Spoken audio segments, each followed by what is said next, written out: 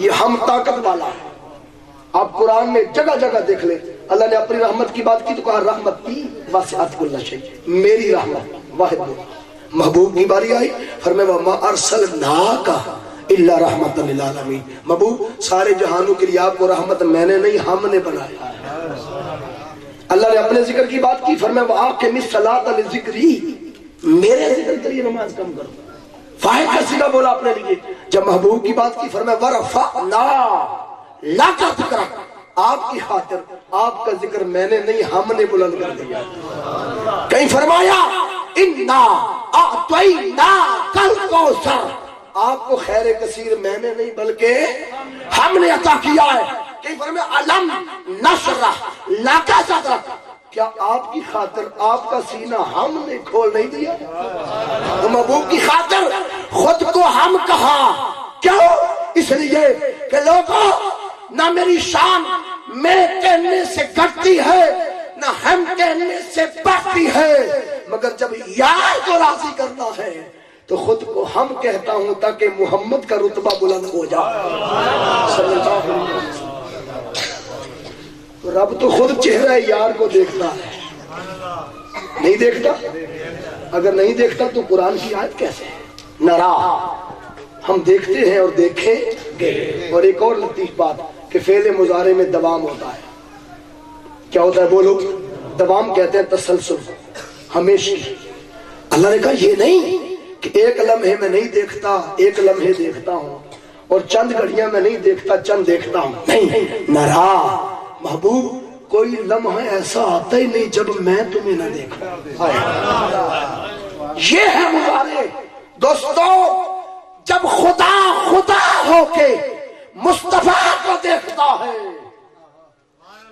تو ہم نوکر ہو کے آقا کو نہ دیکھیں, یہ کیسے پوسیبل ہے؟ اب رہی بات دیکھنے کی, اب تھوڑے وقت کے لیے وادی عشق میں گم ہو جائیں. ان دیکھنے والوں کو پتا کریں کہ جو کہتے ہیں ہم یار کو دیکھیں نہ ہماری نماز نہیں ہوتی, یار کو دیکھیں نہ ہماری اذان نہیں. سیدنا صدیق اکبر رضی اللہ تعالیٰ عنہ, حضور کی محفل جمی ہوئی ہے, صحابہ کرام گرد ہے شہد کی مکھیوں کی. میرے آقا نے فرمایا مجھے 3 چیزوں سے بڑا پیار ہے. کتنی سے بولو؟ تفسیر روح البیان میں شاہ اسماعیل حقی نے بھی حدیث کو روایت کیا, اور صحائف ستہ کی ابن ماجہ شریف میں بھی حدیث موجود ہے. حضور نے فرمایا مجھے 3 چیزوں سے بولو محبت ہے, پیار ہے. نمبر 1 نماز میری آنکھوں کی ٹھنڈک ہے. نمبر 1 بولو نماز. حضور نے فرمایا میری آنکھوں کی ٹھنڈک. نمبر 2 حضور نے فرمایا مجھے خوشبو سے پیار ہے. اور نمبر 3 حضور نے فرمایا عورت, منکوحہ عورت یعنی میری بیوی, مجھے اپنی بیوی سے پیار ہے. آقا نے یہ بتا کر امت مسلمہ کے لیے معاشرتی اور سماجی اور اخلاقی جرأت دے دی کہ لوگوں جب محبت کا اظہار کرو تو اپنی بیویوں کے سامنے کیا. 3 نعمتوں سے حضور نے جب محبت فرمائی تو اللہ رب العزت نے جبریل کو بھیجا, جبریل جلدی سے وحی لے کر محبوب کی بارگاہ میں چلا جا. وحی خفی دے کر بھیجا, میرے محبوب کی بارگاہ میں چلا جا, عاشق بڑے بڑے بیٹھے ہوئے ہیں مگر مجھ سے بڑا عاشق تو یار کا کوئی نہیں. پہلے میرا حق بنتا ہے کہ میں یار کو اپنا سڑیا بھیجوں, پیغام بھیجوں. اللہ نے جبریل کو بھیجا, جبریل خدا کا پیغام لے کے آ گیا کہ محبوب آپ کو 3 سے پیار ہے. تو رب ہو کے کہتا ہے کہ مجھے 4 سے نہیں, یار کو 3 سے ہے تو میں رب ہو کے کہتا ہوں مجھے بھی 3 سے پیار. نمبر 1 اللہ نے فرمایا محبوب آپ کی امت کے کچھ لوگ جب گناہ یاد کر کے شرمندہ ہو کے روتے ہیں تو مجھے ان کے آنسوؤں سے بڑا پیار ہے. نمبر 2 محبوب آپ کا امتی کوئی دل سے دکھی ہو جائے اور اس کے دل سے دکھ بری آہ نکلے, میں اس آہ سے پیار کرتا ہوں. حدیث لمبی ہے مختصر کرتا ہوں. حضرت مولا علی شیر خدا کا, بلکہ جبریل عرض کیا کا یہ تو خدا کی طرف سے تھا, مجھے بھی 3 سے پیار ہے. آقا آپ کا کوئی امتی صراط المستقیم سے بھٹکنے لگے تو میں نے یہ کام کسی امت کے لیے نہیں کیا، آپ کے امتی کو پکڑ کے پھر صراط المستقیم پہ چلا دیتا۔ مولا کائنات مولا علی شیر خدا کرم اللہ وجہ الکریم بیٹھے ہوئے، عرض کہ حضور مجھے بھی تین سے پیار ہے، ایک ایک بتا رہا ہوں تاکہ حدیث شارٹ بھی ہو جائے اور کام بھی ہو جائے۔ عرض کہ حضور مجھے بھی تین سے پیار ہے۔ نمبر 1، گرمی کے لمبے لمبے روزے ہوں، ان نفلی روزوں میں گرمی کے لمبے لمبے نفلی روزے رکھنا مجھے پیارے لگتے ہیں۔ سیدنا عثمان غنی ذو النورین رضی اللہ تعالیٰ عنہ کھڑے ہو گئے، عرض کہ حضور مجھے بھی تین سے پیار ہے۔ نمبر 1، دروازے عثمان پر مسکین آ جائے، یتیم آ جائے، دکھی آ جائے، پریشان آ جائے، بیوہ آ جائے، بھوکا آ جائے، پیاسا آ جائے، اسے کھانا کھلانا اور کپڑے پہنانا عثمان کو بڑا پیارا لگتا۔ سیدنا فاروق اعظم عادل دین مصطفیٰ کھڑے ہو گئے، عرض کہ حضور جب آپ کو تین سے ہے پھر رب کو تین سے ہے اور اسی لیے سب کو تین سے ہے، عمر کو بھی تین سے پیار ہے۔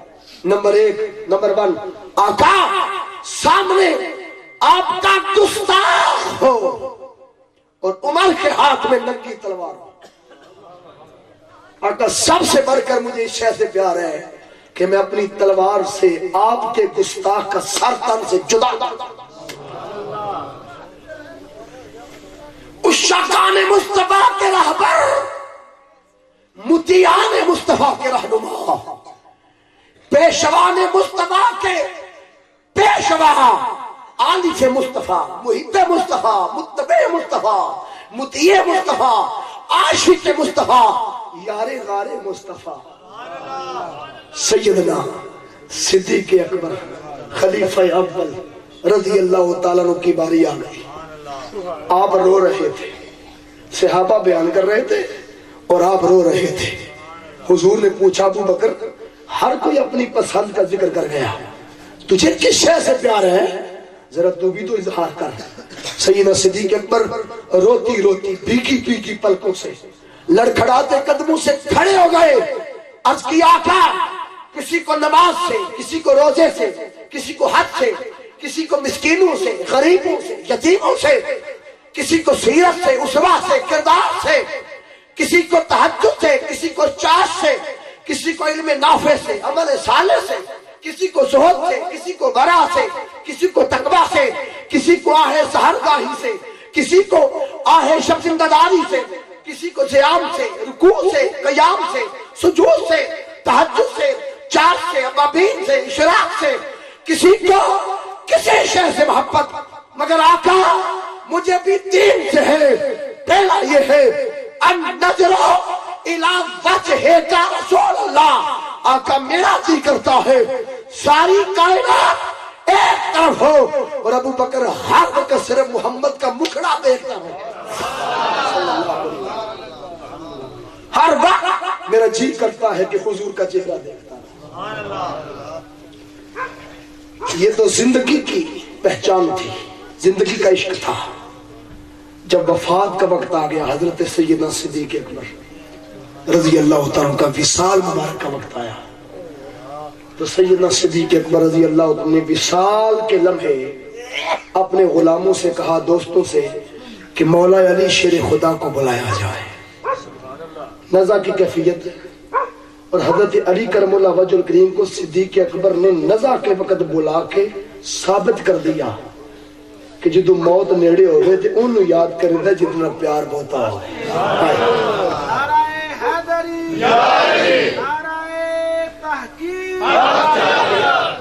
صدیق اکبر اور مولا کائنات کی محبت کا یہ عالم تھا۔ حضرت علی کرم اللہ وجہ الکریم تشریف لائے، پوچھا کیا بات ہے؟ فرمایا علی ایک وصیت کرنی تھی اور تم سے بہتر وصیت سننے والا میرے پاس اور نہ تھا، وصیت کرنا تھی۔ پوچھا کیا وصیت ہے؟ تو سیدنا صدیق اکبر رضی اللہ تعالیٰ نے فرمایا علی بھائی جب میری وفات ہو جائے تو مجھے اپنے ہاتھوں سے غسل دینا جن ہاتھوں سے آپ نے حضور کو غسل دیا تھا، ہاتھ بھی وہ پسند کیے جو حضور کو لگے تھے، اور مجھے 3 ہی کپڑے کفن کے پہنانا جتنے سرکار کو پہنائے تھے، اور میری میت کو اٹھا کر جنت البقیع نہ لے جانا۔ عرض کیا حضرت ہر کوئی جنت میں جانے کو ترستا ہے، تڑپتا ہے، اور آپ ریفیوز کر رہے ہیں، انکار کر رہے ہیں جنت میں جانے کا۔ فرمایا میری میت تو جنت البقیع نہ لے جانا۔ پوچھا حضرت کیوں؟ فرمایا اس لیے کہ عاشق کی جنت محبوب کے قدم ہوتے ہیں، عاشق کی جنت یار کے قدم ہوتے ہیں۔ میری میت مدینے کی گلیوں میں گھما کر روضہ رسول پر قدموں میں رکھ دینا، اور ادب سے چپ کر کے پیچھے کھڑے ہو جانا، کوئی اونچا بول نہ بولے، کیونکہ میرے آقا کہیں گنبد خضرا میں آرام نہ کر رہے ہو۔ بس ادب سے پیچھے ہٹ کے کھڑے ہو جانا، میری میت کو رکھ دینا، کوئی اونچا بول نہ بولے۔ صحابہ کہتے ہیں صدیق اکبر رضی اللہ عنہ نے 2.5 سال گزارے آقا کے بعد، اور 2.5 سالوں میں صدیق اکبر اپنی محفلوں میں بھی اونچا نہیں بولتے تھے۔ پوچھا کیوں؟ فرمایا اس لیے کہ یار کا ادب ہے، لا ترفعوا اصواتکم فوق صوت النبی۔ صحابہ نے عرض کیا وہ تو سرکار کا تو وصال مبارک ہو گیا، فرمایا عاشقوں کو اپنی محفلوں میں یار ہی دکھائی دیتے ہیں۔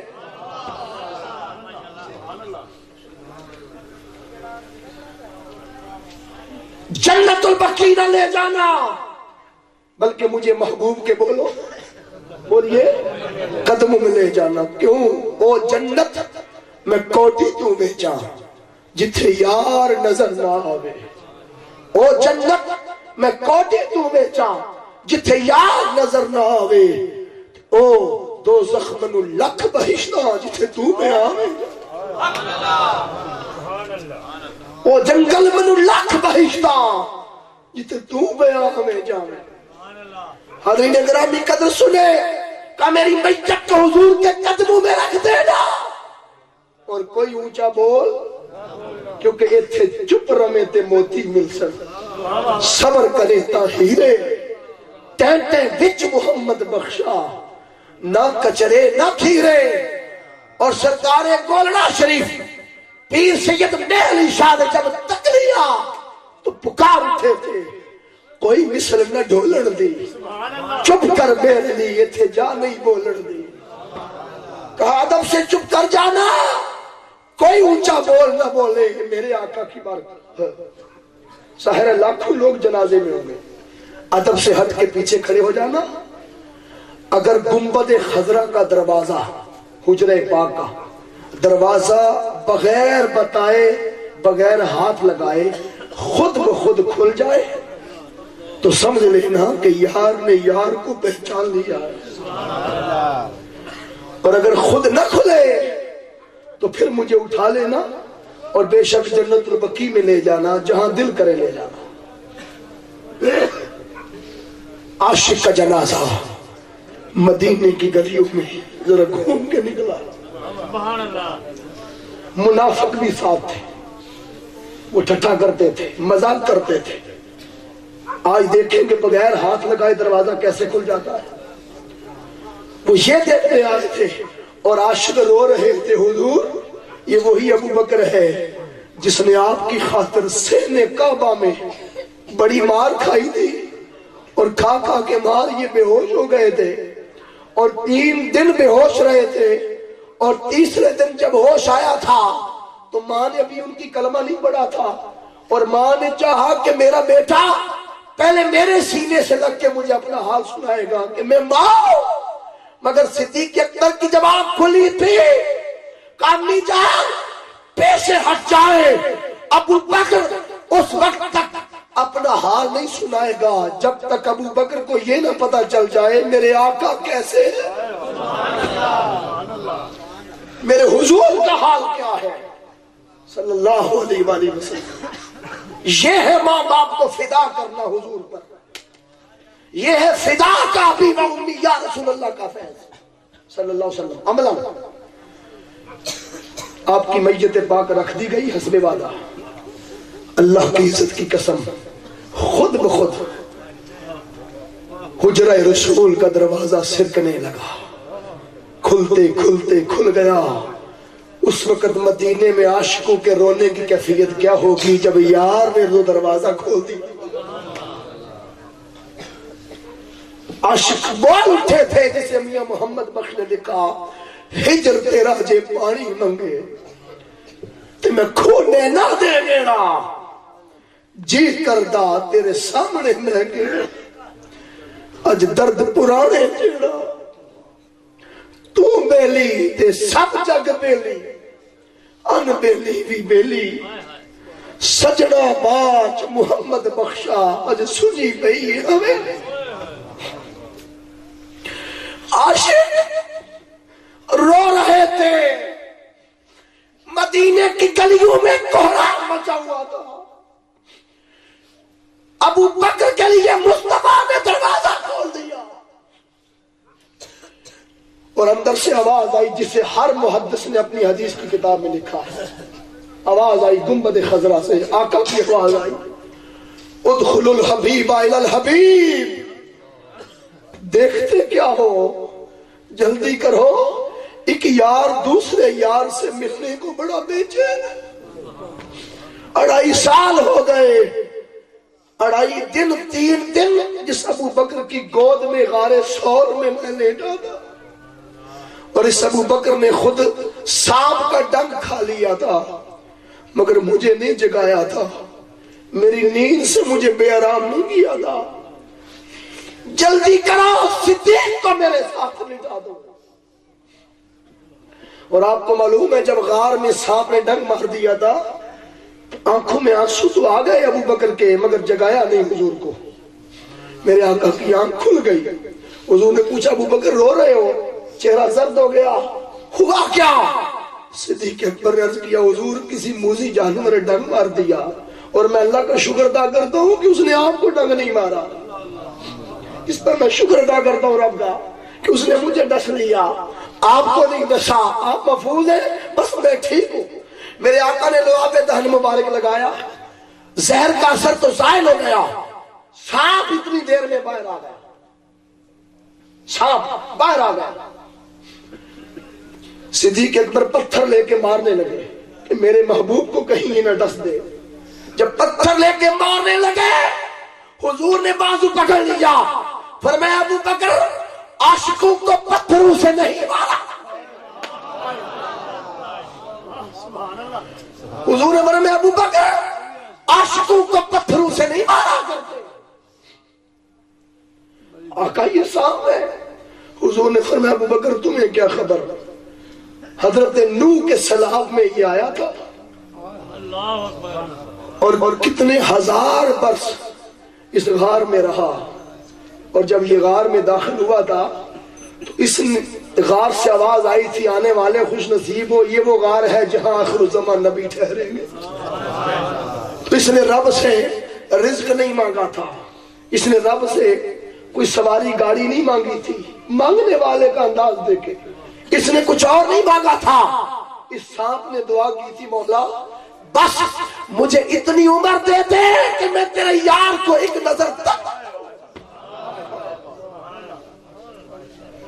میں حضور کو دیکھتا ہوں تو میری آنکھوں کا حسن بڑھ جاتا ہے جب وہ دیکھتے ہیں تو میرے مقدر بدل جاتے ہیں حاضرین گرامی قدر یہ سانپ نوح علیہ السلام کے سلام سے یہاں چھپا ہوا ہے اور میاں محمد بخش نے یہاں لکھا ہے اس سانپ کی زبان سے میاں محمد بخش رحمت اللہ علیہ نے لکھا سانپ کہتا تھا جب صدیق اکبر نے سراغ بند کر دیے تھے نا کپڑا پتھر پر کپڑا لپیٹ دے پتھر پر اور لپیٹ کے سوراخ میں دے دیتے ایک سوراخ بچ گیا کپڑا ختم ہو گیا سانپ نے بھی تو آنا تھا نا باہر اللہ نے ایسا کرنا تھا ایڑی رکھ لی ایڑی پر ڈنگ مار کے باہر آ گیا وہ تو میاں محمد بخش لکھتے ہیں صاحب نے کہا آسے آسے عمر گزاری چلے خار ہزارہ مالی باغ نہیں ویکھن دیندا آیا جدو بہار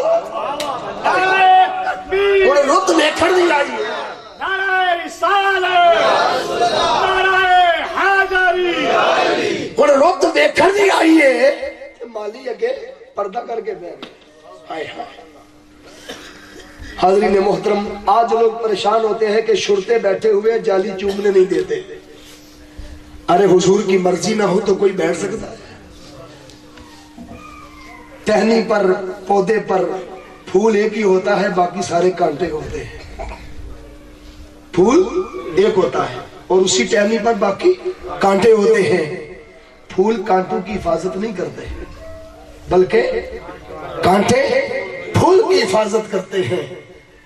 اور ایسے کہ ہمارے پاکستانی قوم تو ظاہر ہر شے کھیڑ کے لے آنے والی ہے نا. اور پھر اگلی بات سنیں کہ شرطے بٹھا کے بھی ہمیں بے ادبی سے بچا رکھا ہے. آپ پوچھیں گے کیسے؟ ظاہر ہے ہمیں اگر جالی کے ساتھ لگنے کا موقع مل جائے تو ہم روئیں گے تو ہماری ناک بہے گی. جب روتے ہیں تو ناک سے پانی آتا ہے. وہ جالی مبارک کے ساتھ لگے گی، آنسو لگیں گے، وہی ہاتھ گندے ہمارے لگیں گے. تو ہمیں دور رکھ کے بھی با ادب بنا رکھا ہے. دور بیٹھا غبار میر اس سے عشق بن یہ ادب نہیں آتا. اور پھر ایک شاعر نے کیا خوب لکھا، اس نے کہا جس نے چومنا ہو وہ دور سے بھی روح کی نگاہ سے بھی چوم لیتا.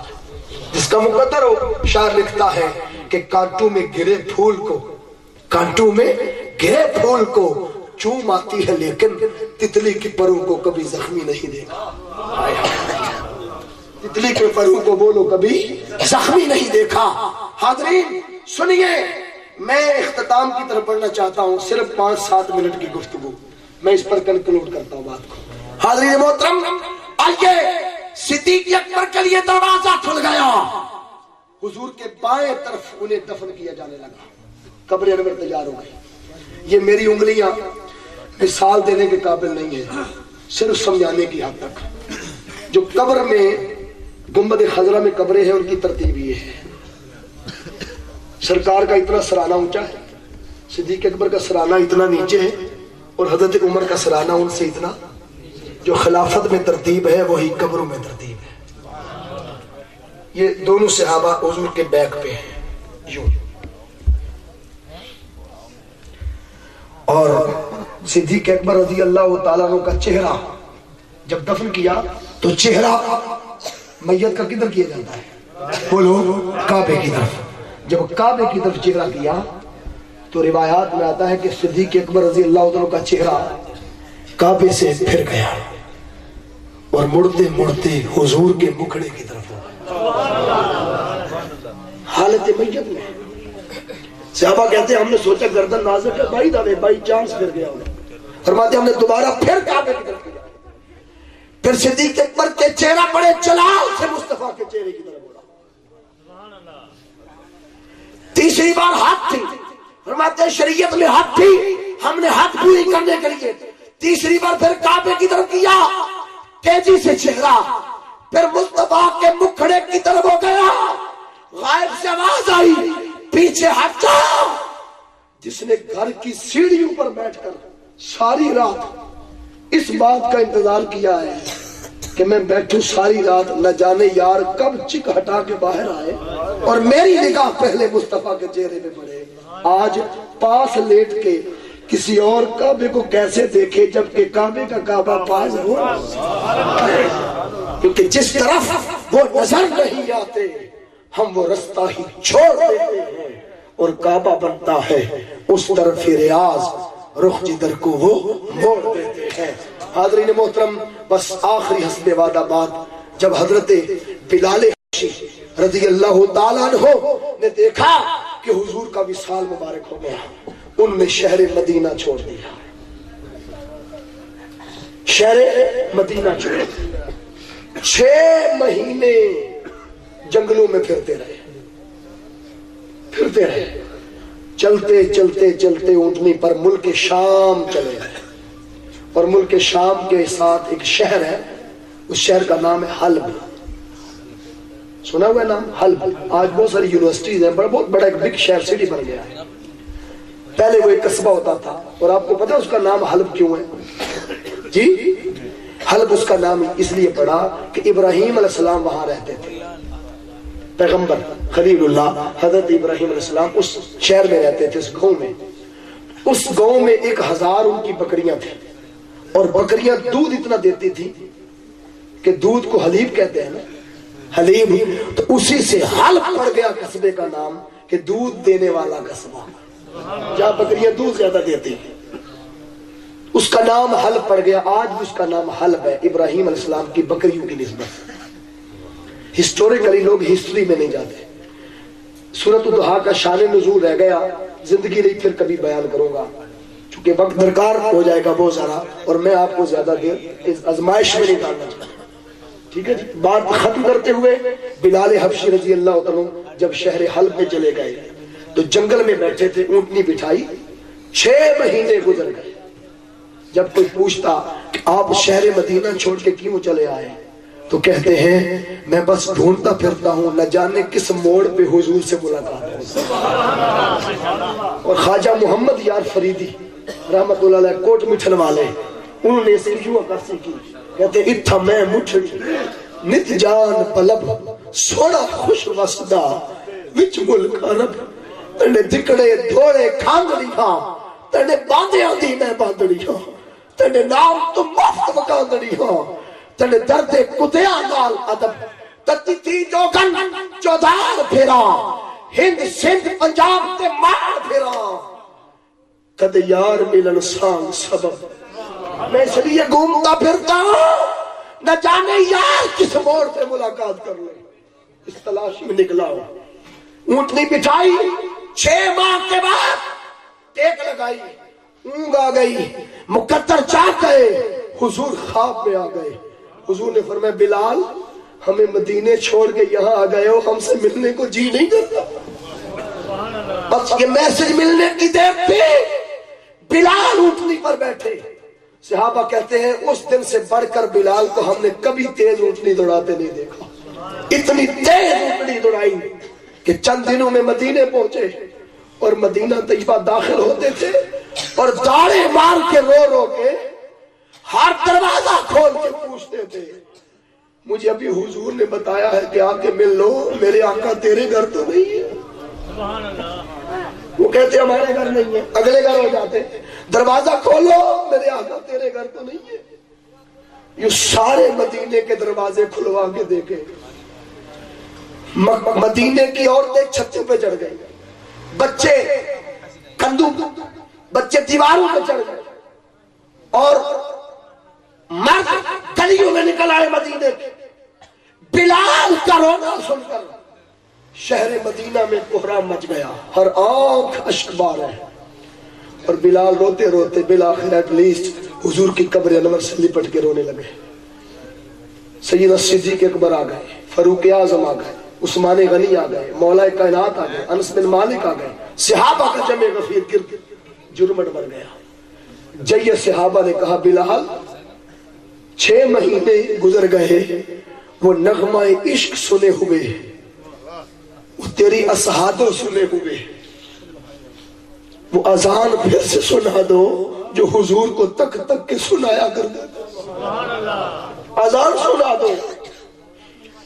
بلال حبشی کی چیخ نکل گئی، کہنے لگے آپ سب بزرگ صحابہ ہیں، میرے لیے احترام کا باعث ہے، مگر میں معذرت چاہتا ہوں، معافی چاہتا ہوں، بلال اذان نہیں سنا سکتا جب تک محمد کا چہرہ صلی اللہ علیہ وسلم، مجھے حضور کا مکھڑا دکھا دو میں اذان سنا دیتا ہوں۔ آج میں ان مولویوں سے پوچھنا چاہتا ہوں جو اسی بات پہ لڑ لڑ کے مر رہے ہیں کہ اذان کے ساتھ درود کہاں لکھا ہوا ہے؟ مسجدوں کے مؤذن کو مانے یا مصطفیٰ کے مؤذن کو مانے؟ بلال کی تو نبی کے بغیر اذان ہوتی کوئی نہیں، تیری کیسے ہو جاتی ہے؟ شہر سیالکوٹ کے مرد قلندر علامہ محمد اقبال رحمت اللہ علیہ کی روح پھڑ کے اقبال بولے ازاں ازل سے تیرے عشق کا ترانہ بنی، ازاں ازل سے تیرے عشق کا ترانہ بنی، نماز اس کے نظارے کا ایک بہانہ بنی، ادائے دید سراپا نیاز تھی تیری، کسی کو دیکھتے رہنا نماز تھی تیری، کسی کو دیکھتے رہنا نماز تھی تیری۔ اس موقع پر میرے شیخ الاسلام پروفیسر ڈاکٹر محمد طاہر القادری مدظل العالی فرماتے ہیں کہ نادانو، نبی کا درود اذان سے اور اذان کو درود سے جدا تو تب کرو جب درود کسی اور کا نغمہ ہو، اذان کسی اور کا نغمہ ہو۔ جن کا درود ہے انہی کی اذان ہے۔ پوچھو بلال سے، حاضرین سنیں، سارے صحابہ نے باری باری کہا مگر بلال نہیں مانے۔ آخر پر سیدنا صدیق اکبر نے کہا اگر بلال نہیں مانتا تو ہمارے پاس بھی ایک ہتھیار ہے منانے کا، ہمارے پاس بھی ایک ہتھیار ہے۔ ننھے حسن اور ننھے حسین کو بلا لیا رضی اللہ تعالیٰ عنہ، حسنین کریمہ، انہوں نے کہا کہ بلال کیا آپ ہمارے چچا نہیں ہیں؟ فرمایا بیٹو ہاں چچا ہوں۔ اچھا پھر وہی اذان سنا دو نا جو حضور کو سنایا کرتے تھے۔ بس ننھی زبان سے بلال نے سنا تو تڑپ گئے، اٹھے کہنے لگے شہزادو، اے حسنین تمہاری تو کبھی مصطفیٰ نے نہیں بات ٹالی تھی، بلال کیسے موڑ دے؟ بس ایک میں مان لیتا ہوں، ایک آپ مان لو۔ آپ دونوں سامنے کھڑے ہو جاؤ اور میں اذان سنا دوں۔ کھڑے کیوں ہو جاؤ؟ امام حسن سر کے بالوں سے لے کر ناف مبارک تک حضور کی شبیہ ہے، اور ناف مبارک سے لے کر قدموں کے ناخنوں تک حسین حضور کی شبیہ ہے۔ دونوں